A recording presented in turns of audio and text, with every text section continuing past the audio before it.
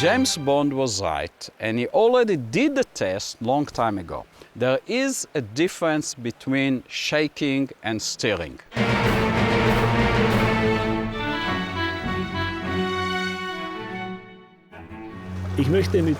I would like to treat water the same way I treat a beautiful woman.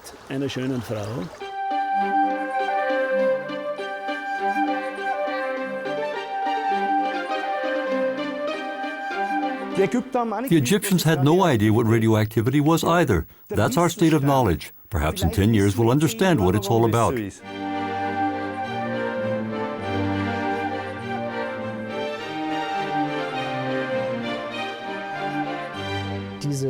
This statement that water has a memory, of course, that practically changes our whole way of looking at the world.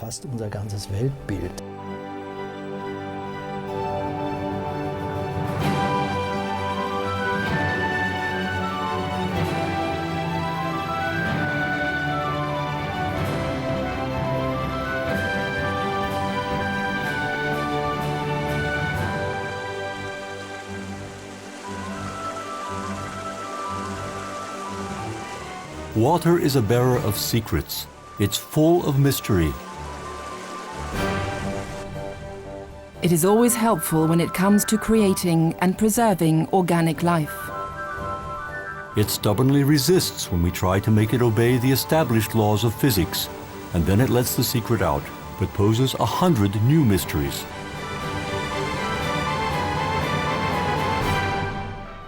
To physicists, water is abnormal.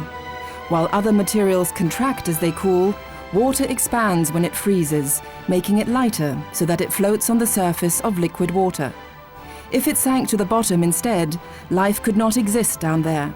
The oceans would be one giant iceberg. 4.5 billion years ago, the conditions on the surface on Earth were very, very hostile.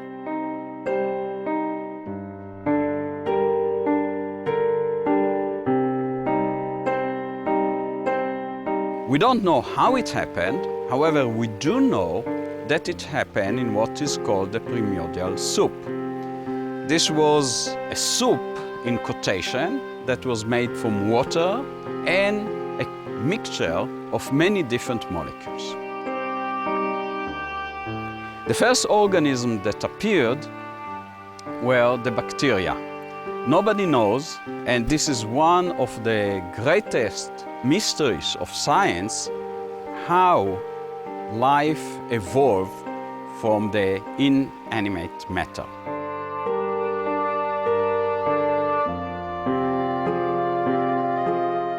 The response to this unanswered question is most likely to be found in water. That's where we must begin our search for the origin of the first living creature. Can the water of today tell us something about the beginning of life? How the first organisms emerged from the sea remains another mystery.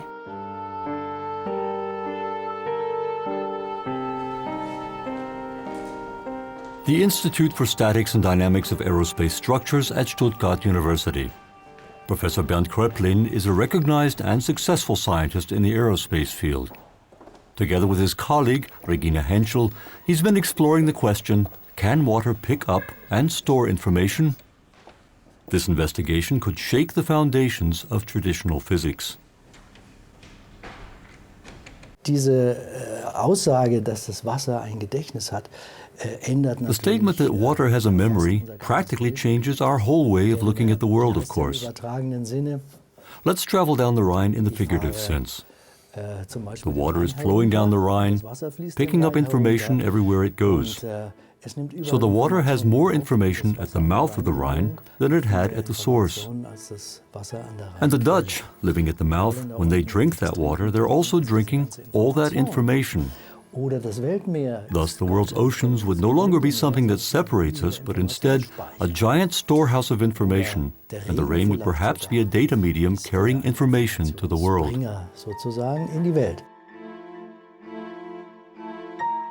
A great notion. But what kind of information is this? Can we make it visible, or even measure it?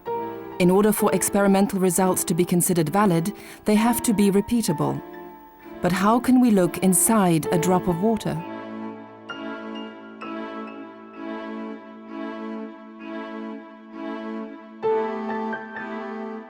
The Aerospace Institute in Stuttgart has discovered a relatively simple way of making the structure of a drop of water visible.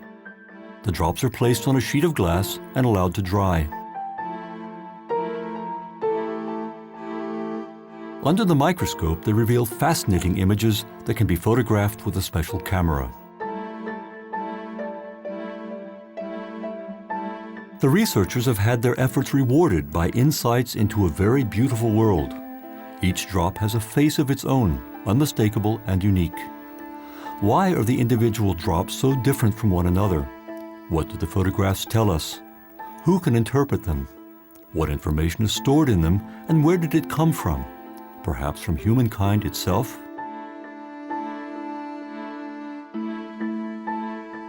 Wir haben hier Personen. Here we have person A who does something, and person B who does something, and person C who does something. They've all placed drops on a slide. They were from the same water, and now they've all dried. And each of these three drops looks different. We didn't change anything ourselves, and yet we get three different images. Thus, the differences must come from the three persons. And that, of course, made us want to find out how it could be possible, or better yet, whether it could be possible. So we got a lot of people to come to a lecture hall here at the Institute, gave them all the same water, had them make drops at exactly the same time, collected all the drops, and then discovered that each individual produced different images from the same water. And here you can see the results. Here on the right you can see that the images of the individual students are different, but those made by a given student are all quite similar. This is the work of the first experimenter, this one here from the second, this from the third, and this from the fourth. Individually they can quite easily be reproduced, but you would never have thought that they were all from the same water, because when you compare the images from the different people, you see some big differences. So it must be the case that information from the experimenter, who was holding the syringe in his hand but never touched the water, must have been transferred to the water and was captured in this image.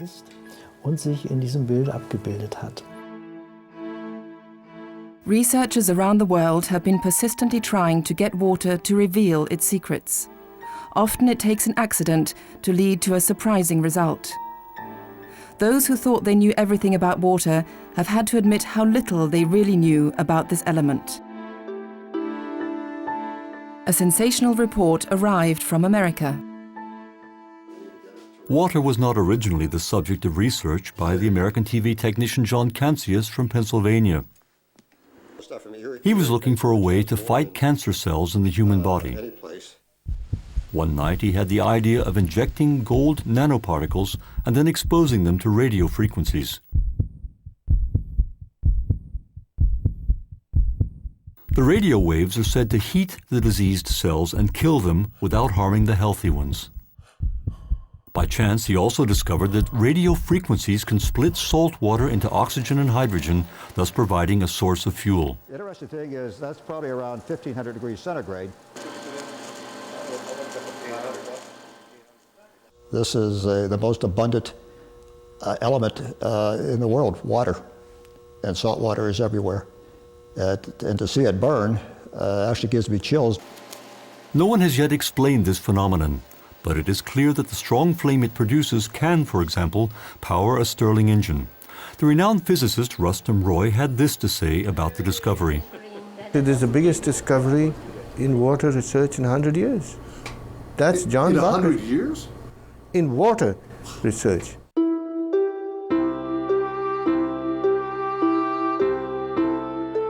In fact, there is no guarantee that every discovery will contribute to human progress. Not without reason does it make an inventor shudder to realize that radio waves can make seawater burn. The idea that the black gold of oil might be replaced by the white gold of water to power the Earth's tens of millions of cars has something frightful about it as well.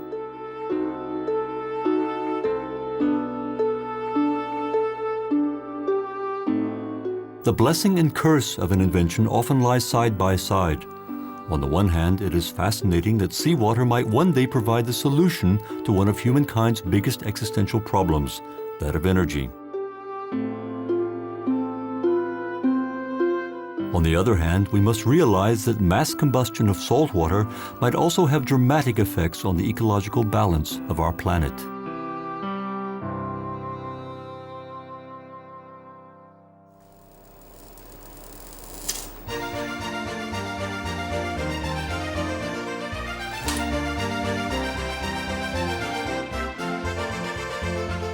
Research continues, of course, even when no immediate benefit is expected.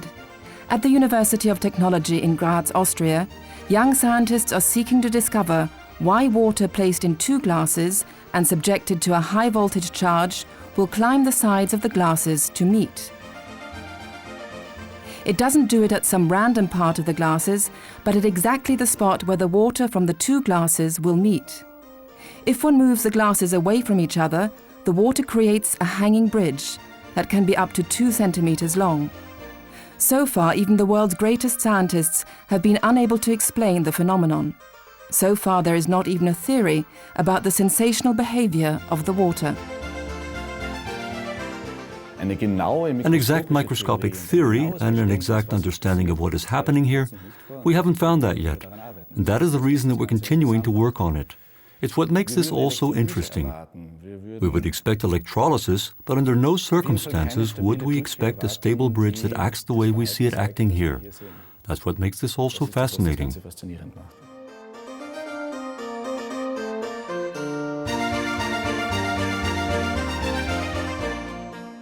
A half hour later, the bridge fatigues and collapses. Through the use of a red and a blue color filter, the movement of the bridge becomes more visible. It is the apparent flickering that amazes the scientists. From a physical point of view, it should not be taking place in this form because water cannot be compressed.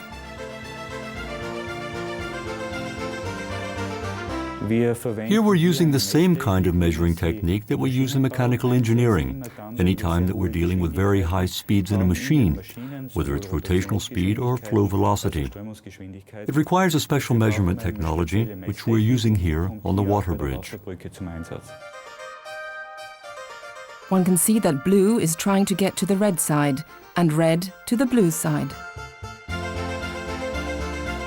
The next step in examining the phenomenon more closely is the use of a thermal imaging camera. With its help, we can see more clearly the mysterious processes taking place within the bridge. It is not difficult to see that all hell's let loose here. The problem with such measurements is always that every measurement poses new questions instead of providing new answers. That means that we are constantly observing dynamic effects, and they raise questions that we cannot answer. So we have to consider new measurement processes that would allow us to find out, for example, where the structures that we observe in this water bridge come from.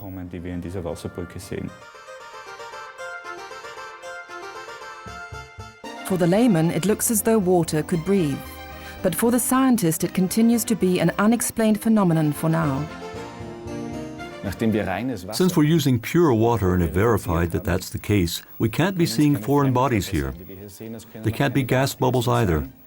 It's water in any case, but it is different water. Water that has a different structure at a different density.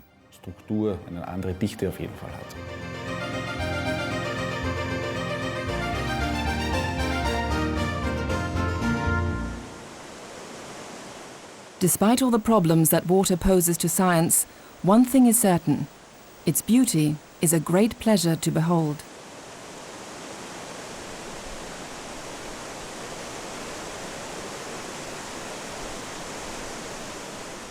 Scientists in Israel are also experimenting with water's ability to retain information.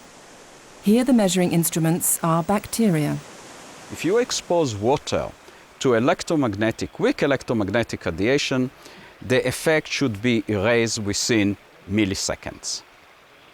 Not only that, but even if there is some effect, it should be so weak that even our best and most advanced technological tools will not be able to detect the differences. But the bacteria can do it. Not only they can detect the differences, but what they can do, they can amplify it to the point that we can look at the colony, that it's going after the bacteria were exposed to water that had some weak electromagnetic radiation, that they can go 2 or 3 times faster than the other bacteria. Researchers at the School of Physics and Astronomy at Tel Aviv University are exploring the question of whether water can tell when it is subjected to weak electromagnetic radiation.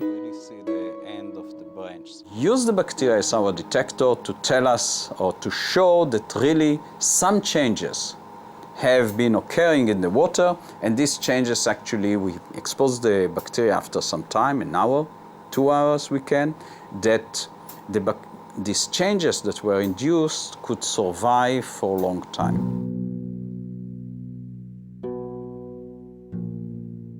The experiments have led to interesting results. We have preliminary results, they are not published yet, and it seems, it's preliminary results, it seems that there are many genes that are related to metabolism, related to development of the bacteria that are upregulated. So they really sense something in the water. The internal structure of water molecules remains a mystery. Science attempts to penetrate the interior of the molecules, to study them, and to get a systematic picture of them. But even the most modern computers have their limits. We really don't know exactly everything what happened there, but I can tell you for sure that if a molecule entered to water, so a lot of things changed. First of all, the molecule. The second, around the molecule you have a shell that we call it solvation shell of water molecule that surround this molecule and making the molecule different from the molecule outside water. So molecules can behave differently in water. And it's very interesting. Now, this molecule that you enter to the water will change all the molecule around that was before in the water. So it's a lot of complicated things. If water will be in a magnetic field, so they will behave differently. Sometimes totally differently, because in magnetic field, all the paramagnetic species, it means the species that can change their behavior according to magnetic field that are in the water will behave differently, and they will change the chemistry in water. So it's very interesting to understand that water can change according to their area, to the area that surround them. We got like 13 different types of water, and each one of them was analyzed with the LCMS technique, and we could see great picture because the different types of water gave us a really different picture of the inside of the water, the compounds that were inside, many organic compounds mainly. But it's the first time we got a picture where we could see with our eyes that different sources are giving us different types of water, different ion matrices inside the water. There is much to be discovered about water in the great outdoors as well. But to do that, one has to have the gift of seeing rivers and streams as partners. An Austrian river engineer has found a unique way of doing this. Wenn man in den Fluss oder Bach oder Bächlein hineinhört, When you listen closely to a river or brook or stream, you immediately recognize its character. It's quite simple. If the stream is loud, I know I'm dealing with an energetic stream. If it's quiet, I'm dealing with a more gentle body of water. And thus, there is a very important distinction that I can make. I want my intervention in nature to be as small as possible. That means I go to the water, And as a river engineer, I invite it to stay with me and do something for me, instead of the other way around, where I do something with the water.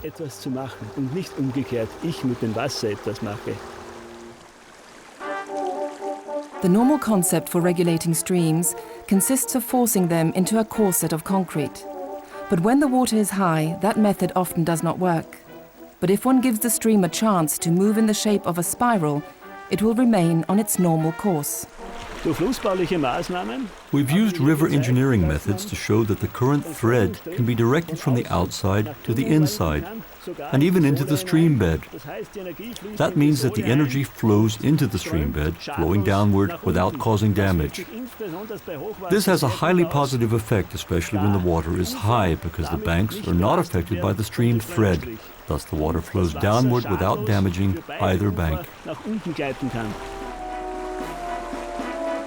Success has proved Ottmar Grober right. He's drawing on the findings of the legendary natural scientist and forester Victor Schauberger, who in the period between the wars pointed out that one must study watercourses in order to deal with the problems caused by severe flooding. If we river engineers can successfully find a way of keeping the water in the landscape, we can save ourselves a lot of trouble and a lot of money as well. And at the same time, we can return to a kind of landscape that gives us back the thing we can and must call our highest good, our health.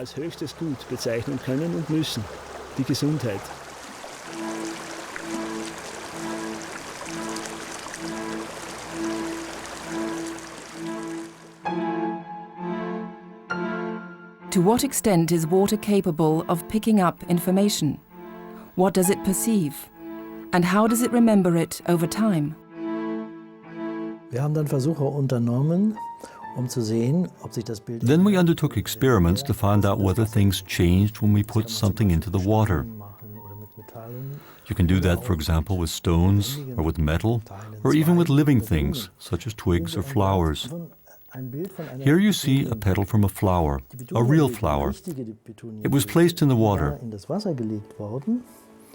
A while later we took a drop of water and we put it on a slide and took a photograph of it after it had dried.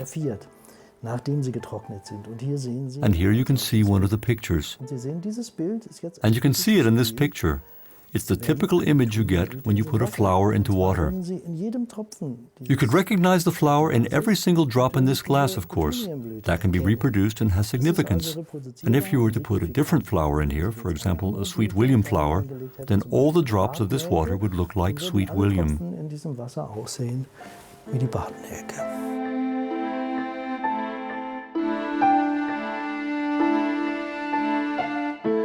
The Israeli scientist Eshel Ben Yaakov uses completely different methods to arrive at the same conclusion. The odor of these plants that we have here can have a very, very strong effect. Not only if I put some leaf into the water, but just the odor which is deposited around has a very, very strong effect on the water. And this strong effect causes all the time inside to gases from the atmosphere to be mixed in to form a big network, very complicated network of bubbles, very, very tiny bubbles of gases.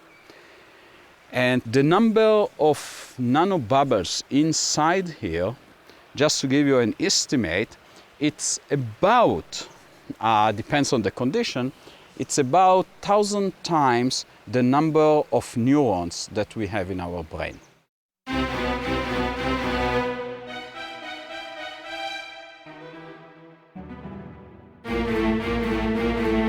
Science and play instinct are often closely connected. Als Wissenschaftler fragt man sich. As a scientist, you have to ask yourself, of course, whether there isn't a logical extension of this. What about plants? And so we tried an experiment that we'd like to call Let Us Listening to a Mobile Phone. Here's what we do. We take so-called reference water, that is, water from the Institute here, tap water, And you can see that here in the middle, it has a dark spot that you can see in the image. Well, it has that in every drop. So now we take the water, which we have in a big pot, and we simply throw in the lettuce, a real head of lettuce. And then we take pictures of it and we can see, aha, that's lettuce. Now the water knows, and you can see it, that there is a head of lettuce in there. Interestingly enough, the dark center has disappeared. This is something we very often see when we put something living into the water. It produces a bright center. The living thing apparently has a way of forming a center. So now we take a second head of lettuce and we let the second head listen to the mobile phone.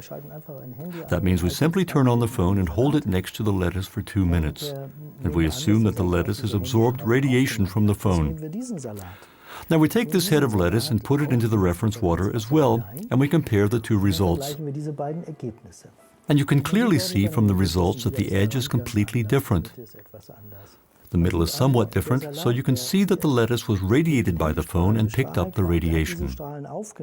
It has imparted that information to the reference water, and if we now take pictures of drops from the reference water where we put the lettuce, we can see from the water that this head of lettuce heard the mobile phone. That's apparently the way nature works. So funktioniert anscheinend die Natur.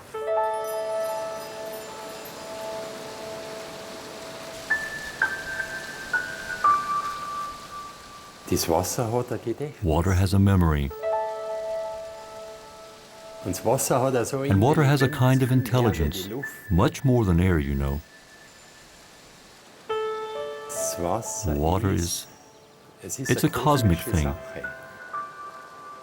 Johann Grande, the waterman of Tyrol, believes that it is possible to transfer information from one sample of water to another, without the two of them coming into contact with each other. The process developed by him, so-called water revitalization, is based on the principle of conducting flowing water through a stainless steel container that is filled with revitalized water. The flowing water picks up the information from the still water. But Grande's success has its opponents, who call water revitalization parascientific nonsense. In fact, the process cannot be understood by using conventional scientific means.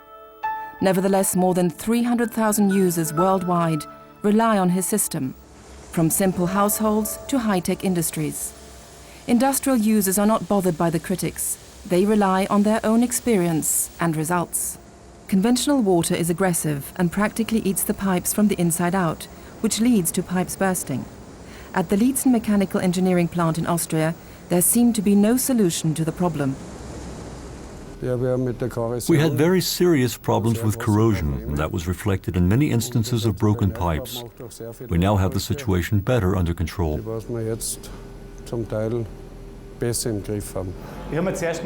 At first I really couldn't get my mind around it, you know, because when you look at the container you really can't imagine what good it could do. But based on the fact that we now have fewer instances of broken pipes and all, I'm convinced that it really does help. We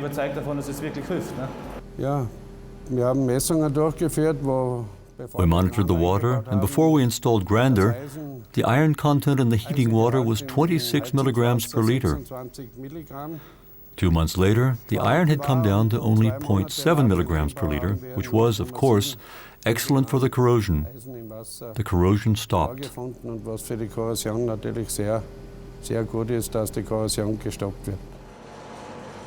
Does water revitalization make the water less aggressive? Positive results have been seen not only in the case of rust, but also with the accumulation of sludge. No one is sure why, but they are certainly pleased with the results.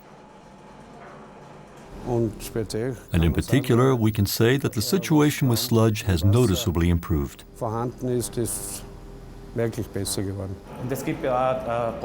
We also have records and measurements to prove it.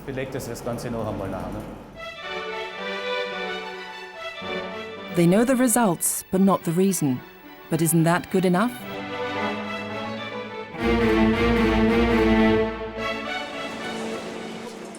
Farmtech is a German company near Karlsruhe that produces plastic parts of all kinds. To maintain high material quality, the plant needs a good cooling system. We used to fill our cooling system with untreated tap water. Often, within only a couple of months, we'd find that the water had gradually gone bad. We then had to play around with various combinations of chemicals in an attempt to get the water under control. But we had little luck. We found a huge amount of rust in the system. Our lab tests also indicated the presence of a lot of bacteria and algae. All the problems pretty much disappeared when we switched over to the grander system. We just don't have to deal with these issues anymore. Water is a crucial factor in our production process. We needed process stability, and now we have it. We're not much interested in taking water samples because we're not physicists or chemists. We prefer to stick to what we know best. If you had asked me last year whether such a simple change could have allowed us to use water without chemical treatment, I would have said, no way, not a chance. Aufrechtzuerhalten ohne Chemie, hätte ich gesagt, nein, es funktioniert nicht.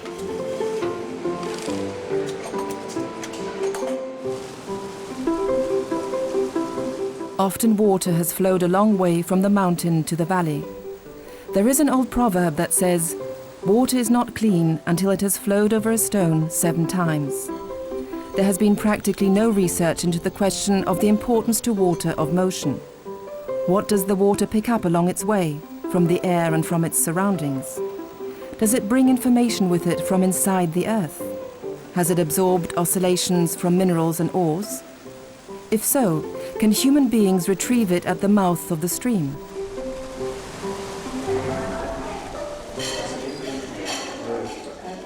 In an extensive experiment with asthmatic children, researchers at the Paracelsus Private University in Salzburg wanted to find out whether the waterfall at Krimml had healing properties.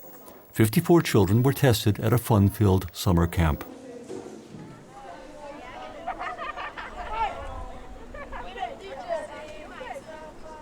A group of children spent a fun-filled holiday at Krimml, but far from the thundering waterfall.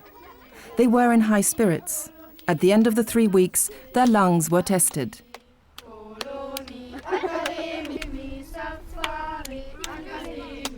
The overriding goal was to see whether this climatotherapy worked well on the children, whether they could take a positive long-term effect home with them, so that they could remain on their feet, especially in winter when their lungs are likely to pick up an infection.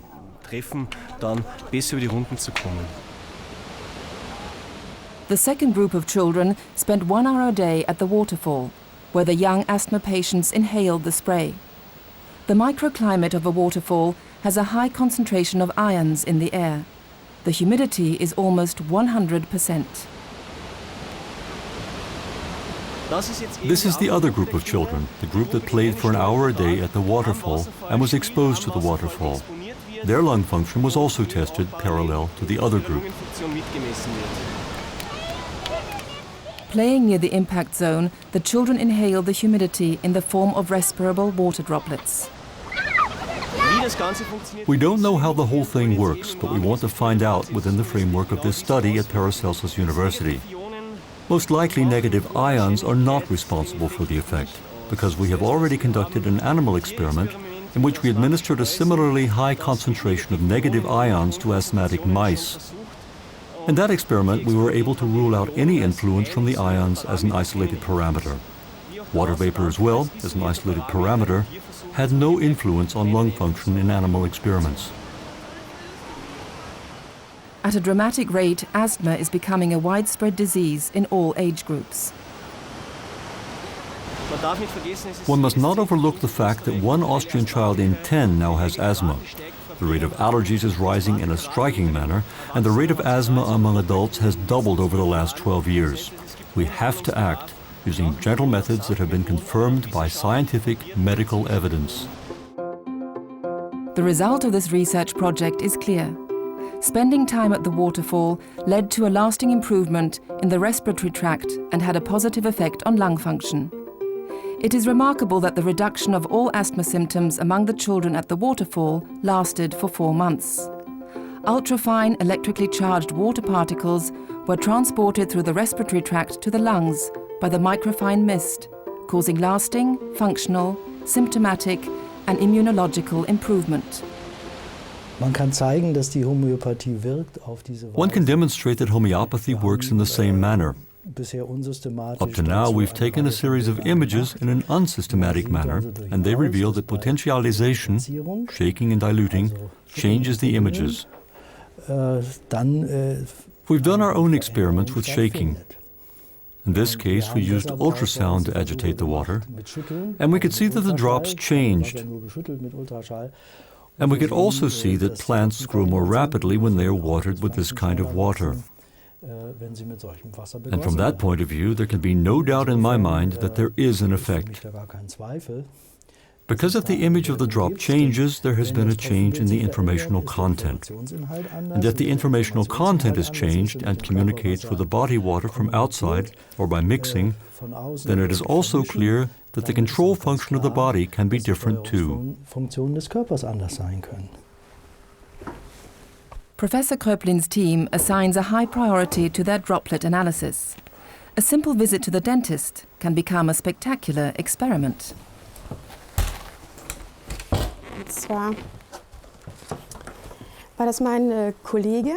And it was one of my colleagues. He went to the dentist and he had to have an X-ray, and so he thought, I want to have a look at the effect the X-ray has on me.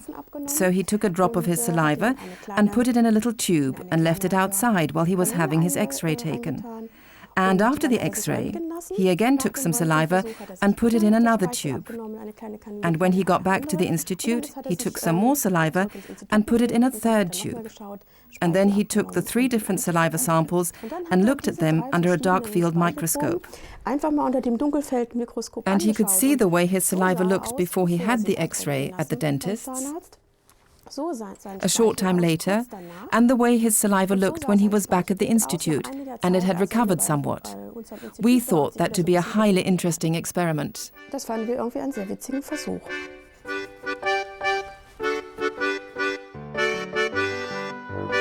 Water plays a decisive role in everyday life in the preparation of food. Bakers in particular are aware of that. They consider Grander's water revitalization to be an insider's tip. When you consider that the rule of thumb is 2 parts flour, 1 part water, you realize how important water is. Master baker Josef Schnallinger from Pramet in Upper Austria secretly installed water revitalization equipment at his bakery. The bakers came to me and said, the sourdough runs over every day. There must be something wrong. What's going on? Every day we stir up the same ingredients with a dough machine, and every day the dough runs over. That's how I discovered the power of Grander water. It's the only thing that could be doing that.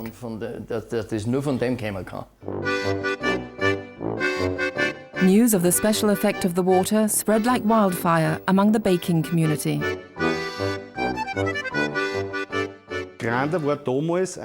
Grander simply gave us the opportunity of taking a step forward. The dough has become more lively because of it. We use less yeast, but as a side effect, the dough takes up more water and simply makes the bread easier to digest. We get bread that has a smoother taste and stays fresh longer. For us, these are fundamentally important aspects. We no longer need additives like guar gum or swelling flour. Instead, we use high-quality flour and high-quality water, and with that combination we get results that others only get by using additives. The news has even reached Italy. Massimo Grazioli of Milan is a baker heart and soul, and he too tried the experiment. The bread certainly has a thinner crust, more refined taste, and is easier to digest because we use far less yeast, both natural and compressed yeast. It produces bread with a more tender crust and a more pronounced and regular texture. The taste is improved as well. Of course, you can bake bread without Grander water, but if you want higher quality and a real high-quality product, it helps enormously. Experiments on water revitalization are being conducted in many different places in the world. Bangkok is home to the world's largest processor of exotic fruit. a special experiment was conducted at a cannery 300 kilometers south of the Thai capital. An Austrian invention, water revitalization, was installed in the company's water system where thousands of tons of tropical fruits are processed for export. There was a measurable improvement in water quality and chemicals were substantially reduced. The company's production director was surprised by the results, especially with regard to processing the aloe vera plant, which requires a lot of water. The most important that we can see is our aloe vera product. That's the aloe vera product is difficult to wash because of the slime in the aloe vera or aloin in the aloe vera. So when we use the cannerized water, we can see that the slime or aloin of the aloe vera is easy to wash. The second is our equipment or the machine. When we washing or the cleaning every day, we can find that the slime on the equipment or utensil is easy to wash, and we can use less effort than before. At the administration building, there is a public swimming pool. It was only logical. If water revitalization has a positive effect on production, why not at the swimming pool? Swimming pool operators are all faced with the same problems, the smell of chlorine and the growth of algae in the water. Before that, we need to maintain the cleanness of the water. So to be able to make water become clear, you need to add up more chlorine. And because we are in a closed space, so the chlorine smell, it's very irritating for the people who stay in the club. The smell, it's become less because we were able to use less chlorine, so like we can reduce about 50%. So the smell become decreased.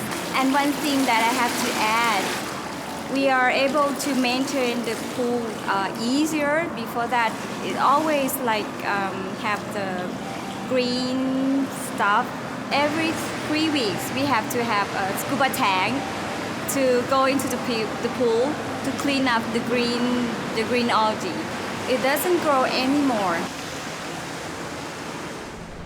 When we use the water in the industry, we have to solve the problem or the burden of using water with chemicals. And now we have an alternative that the granularized water works better than the chemicals. As Eshel Ben Jacob warns, water is quite vulnerable. If this is the case, as I mentioned before, we have to rethink the way that we treat our water. In any case, one has to be extremely careful in dealing with water. If water indeed has memory, the fact that we are so uncareful about the treatment of water can cause the water that we have to eventually to become non-suitable or stressful to organic systems. I don't want to sound as someone who brings a message now of a disaster, but it can happen.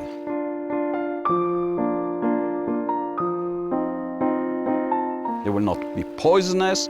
They will not have some minerals that are not within the regulations, but they will be undrinkable in the sense that drinking this water will cause us some damage or will weaken our system as a whole.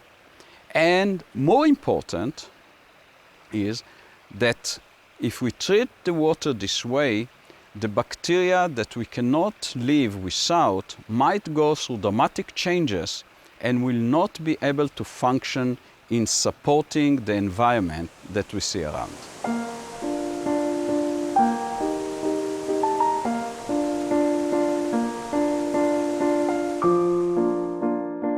The University of Technology in Graz not only studies mysterious water bridges, but also all other anomalies of water. There is clear recognition that water research is still in its early days. but ultra-modern measuring equipment continues to deliver astonishing results. We measured water samples 20 times, always the same water with standardized methods, and 20 times we got different results. We got 20 curves that are different in this area here. We also measured propanol 20 times, and the curves matched almost perfectly.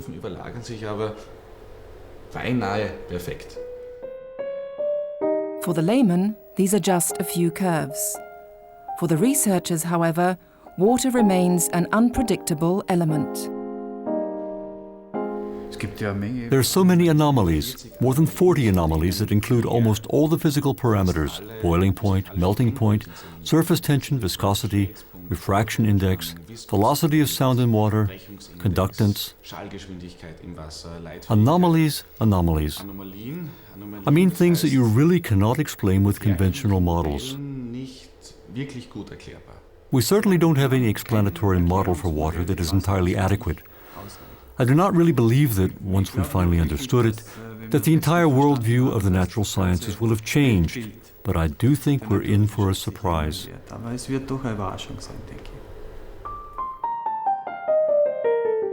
Every research project raises more questions than it answers. Water will continue to be a topic of discussion for many generations of scientists to come. I really feel that I'm only at the beginning of water research. And I think all I have to do is wonder how our world will look in 20, 30, or 40 years, you know. Probably our world will have identified these transmission phenomena that we're just now discovering. Some of them will have been identified as phenomena of oscillation, some of them as phenomena of imaging. And when we then systematize them, together with our research into consciousness and medicine, the knowledge will be transferable to the control processes of the body, and we will discover a preventive medicine capable of changing things at an early stage when there is anything wrong with the body. Die Verstimmung eines Menschen schon verändert.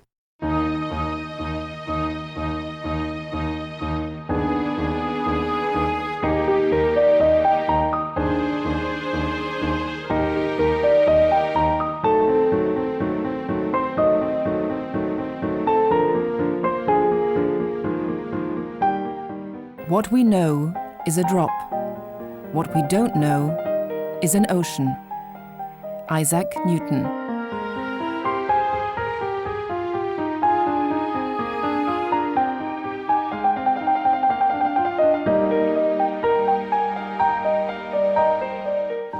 You have the characteristic of James Bond, and you have 00 in front of your name.